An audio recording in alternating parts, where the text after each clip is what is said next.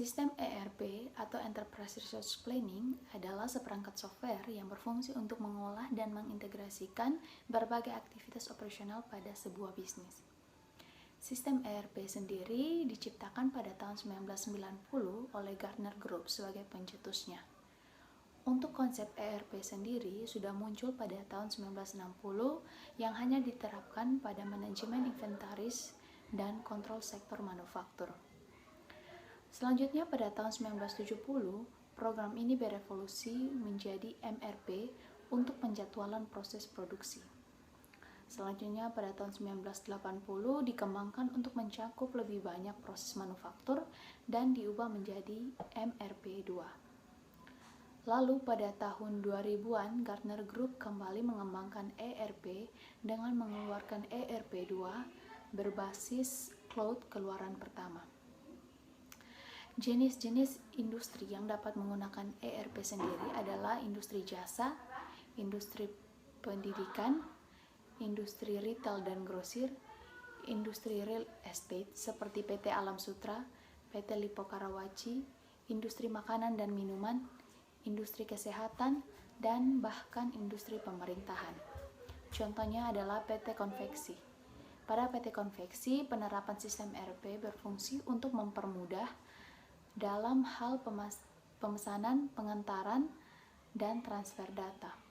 Selanjutnya pada PT Bell Foods Bogor, menerapkan sistem ERP dengan tujuan untuk membangun sistem informasi yang terintegrasi dengan semua anak perusahaan.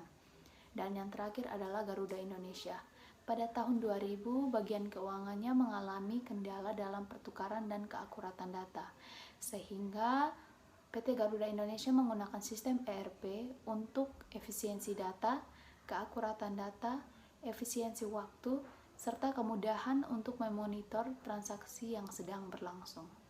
Manfaat yang didapatkan dengan mengimplementasikan perangkat lunak ERP di sebuah perusahaan yaitu yang pertama, mengoptimalkan efisiensi.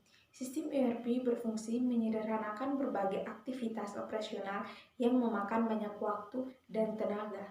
Tugas-tugas kompleks seperti pengecekan inventaris, pembagian tugas ke karyawan, pemantauan jam kerja, penggajian, pembuatan laporan keuangan, semuanya dapat dilakukan secara otomatis. Dengan berkurangnya pekerjaan manual, tim lebih fokus pada pekerjaan mereka tanpa harus mengganggu tim lainnya. Yang kedua, meningkatkan kolaborasi. Kolaborasi antar departemen merupakan bagian yang krusial dan sering diperlukan dalam bisnis. ERP software meruntuhkan dinding-dinding pembatas antara departemen. Dengan data yang dimasukkan ke dalam sistem ERP yang terpusat dan konsisten, satu departemen dapat mengakses data dari departemen yang lain. Yang ketiga, menghemat biaya operasional.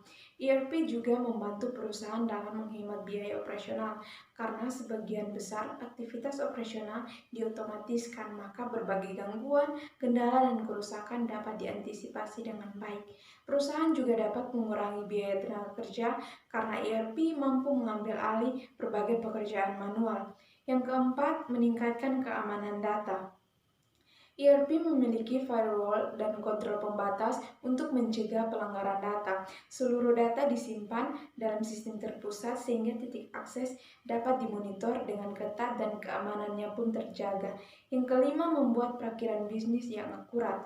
Salah satu hal yang paling krusial bagi kemajuan bisnis adalah perakiraan atau forecast yang tepat. Pemangku kepentingan dalam perusahaan bergantung pada laporan untuk membuat perakiraan yang pada akhirnya akan mengaruhi keputusan yang akan diambil. Oleh karena itu, sangatlah penting bagi bisnis untuk mendapatkan laporan real-time, lengkap, dan konsisten. Solusi ERP bisa memfasilitasi semua itu. Setiap bisnis unik dan memiliki tantangan yang berbeda-beda. Yang menjadi pertanyaannya sekarang adalah kapan sebaiknya kita memutuskan untuk menggunakan ERP dalam perusahaan. Yang pertama, ketika staf kita menghabiskan terlalu banyak waktu pada tugas-tugas yang semestinya sudah tidak dilakukan secara manual.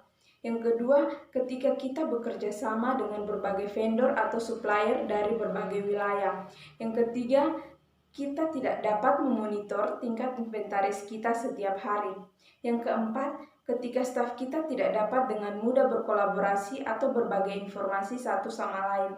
Yang kelima, ketika kita tidak dapat mengakses data dan informasi bisnis penting saat berada di luar kantor. Yang keenam, ketika kita seringkali terlambat ketika mengatasi masalah, dengan kata lain, kita tidak bersikap proaktif dalam mengidentifikasi masalah dalam proses bisnis kita. Berikut jenis-jenis pengembangan ERP software. Yang pertama, on-premise ERP. Ini disebut juga dengan ERP konvensional atau ERP di tempat. Sistem ERP ini dipasang secara lokal di perangkat keras dan server komputer yang dikelola. Jadi perusahaan mengelola sistem ERP ini secara in-house. Investasi awal untuk ERP konvensional terbilang tinggi karena perusahaan perlu membeli perangkat keras seperti server untuk menjalankan sistemnya.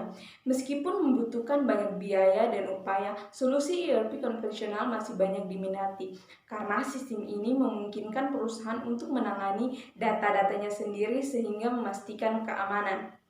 Solusi ERP konvensional biasanya lebih populer di kalangan perusahaan berskala besar. Jenis yang kedua, Cloud ERP. Sistem ERP berbasis cloud atau juga disebut SaaS merupakan jenis ERP yang memungkinkan perusahaan untuk mengelola data secara terpusat melalui koneksi internet. Biaya investasi untuk cloud jauh lebih rendah dibandingkan dengan biaya investasi ERP konvensional. Sistem ERP ini populer di kalangan bisnis berskala kecil dan menengah. Kelebihan yang dimiliki yaitu perkembangan yang lebih cepat, pembaruan dan peningkatan sistem secara berkala. Yang ketiga, mobilitas tingkat tinggi. Jenis yang ketiga yaitu hybrid ERP. Hybrid ERP merupakan kombinasi dari on-premise ERP dan cloud ERP, dan solusi ini berfungsi sebagai solusi logis bagi banyak perusahaan yang ingin meningkatkan sistem ERP konvensional.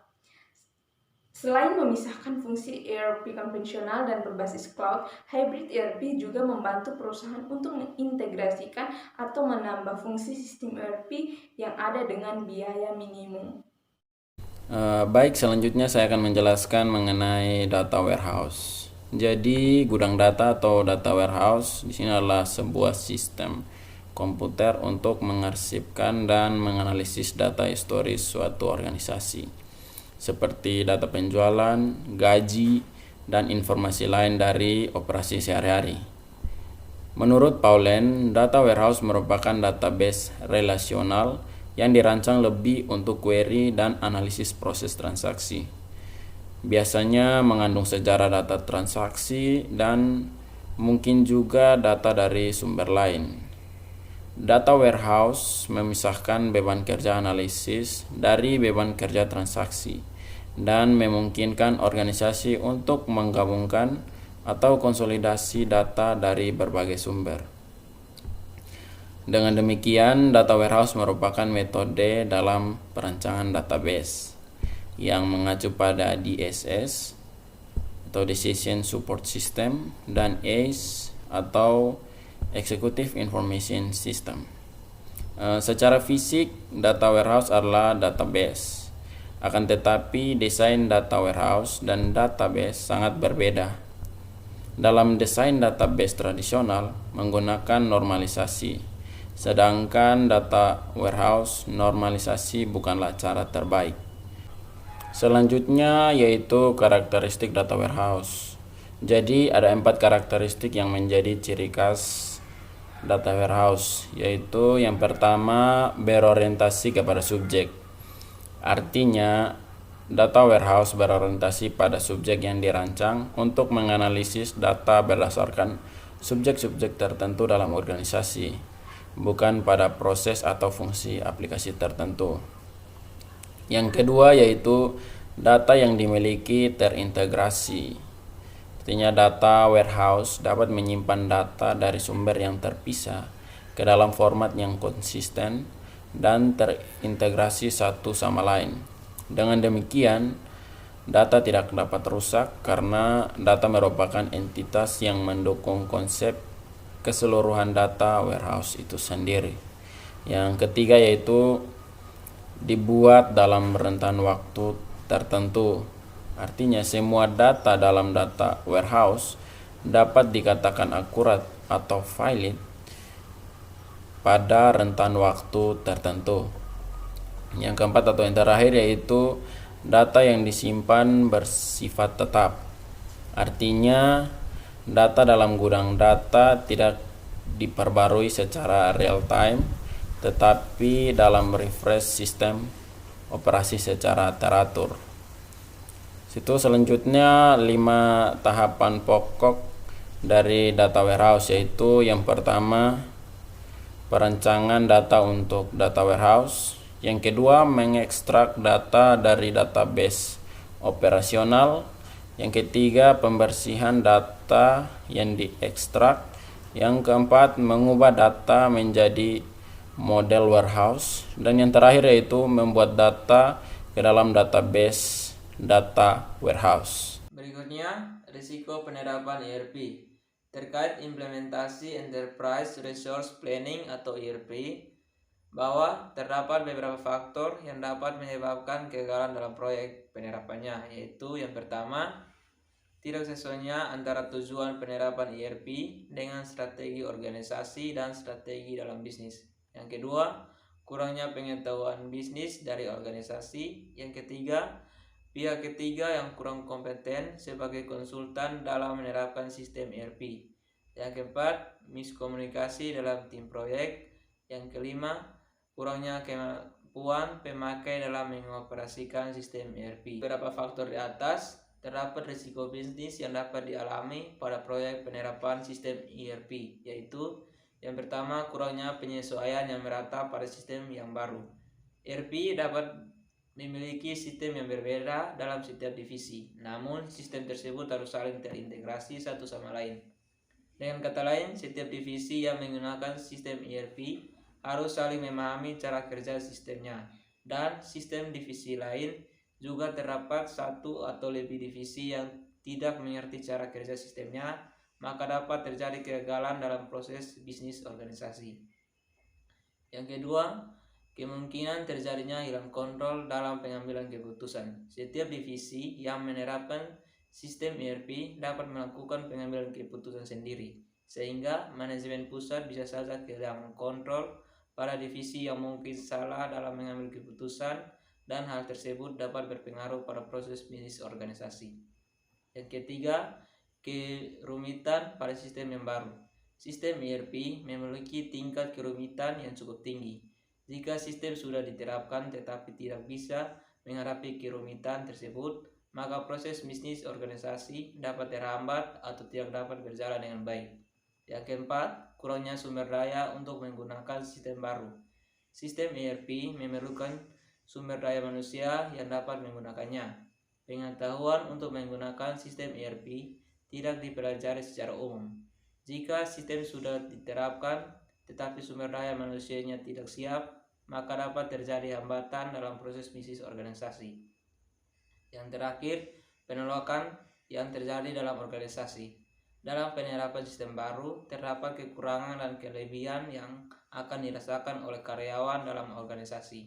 Jika terdapat banyak penolakan dari karyawan, maka sistem yang baru justru akan ditentang dan proses bisnis organisasi secara tidak langsung akan terhambat.